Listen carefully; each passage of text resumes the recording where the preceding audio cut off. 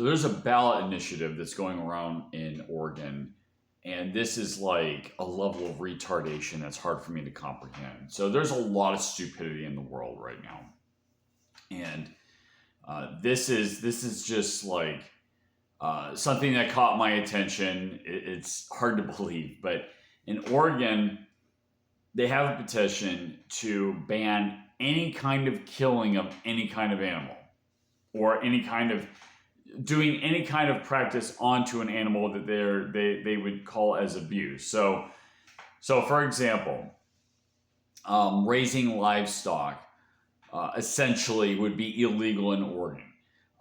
That's the language of the bill. You couldn't do pest control. You couldn't do any kind of farming or ranching because farming that requires in many cases the application of pesticides. Ranching obviously would be illegal. You couldn't hunt. You couldn't fish. I find that hard to believe just based on the headline. I actually read into this, and this is actually true. And it's gathering a lot of signatures. Obviously, we're talking about the east coast of Oregon, like Portland. Now, Oregon politically is like two states. You got on the west side of the Cascades, it's very liberal. It's like California or like Seattle. East of the Cascades, it's like Idaho essentially. And you've got a lot of counties in Oregon that are talking about seceding and being a part of Idaho. They're actually trying to actively do this because they're trying to get away from the politics of Portland. But I mean, just think about like the insanity of that. You would be shutting down the agricultural industry of Oregon and other things. You couldn't do pest control either, according to this law.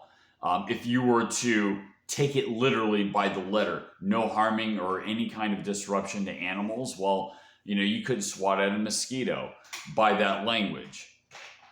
So, and it's incredible to me that it would gather enough signatures to be put on the ballot. It is actually going to be voted in November, okay?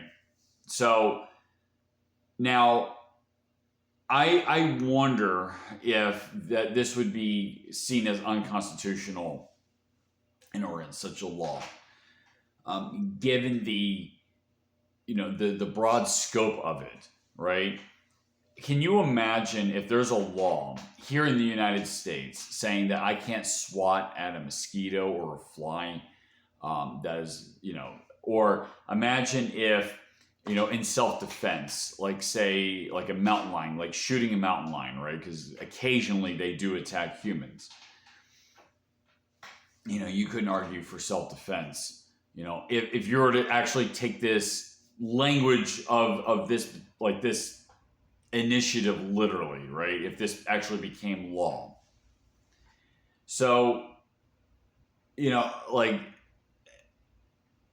it's just like I said, it just blows my mind that this would even be seriously considered, and it speaks volumes of the detachment of reality that type of ideology, this egalitarian nihilistic ideology that you see a lot on the left, that it has taken. So, we have people in Washington, D.C. that are preoccupied with what they think are enemies, like they think Russia and Iran are enemies. And I'm not saying those systems are perfect. I'm not saying that there aren't problems. Certainly the drug cartels are a problem, if you want to look abroad.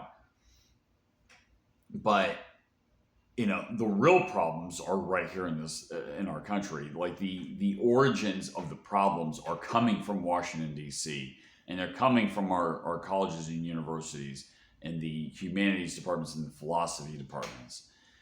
I would be more concerned with that. If you really care about fixing the problems here, those are the places I would look to as the sources of our problems.